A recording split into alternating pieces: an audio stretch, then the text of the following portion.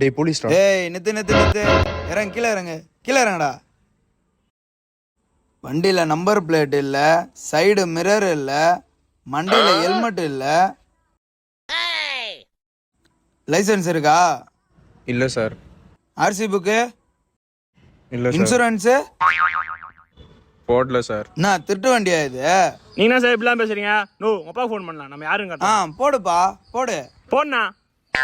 தம்பி உன் பேர் என்னப்பா? சூர்யா சார். சரி உங்க அப்பாவுக்கு ஃபோன் போடு.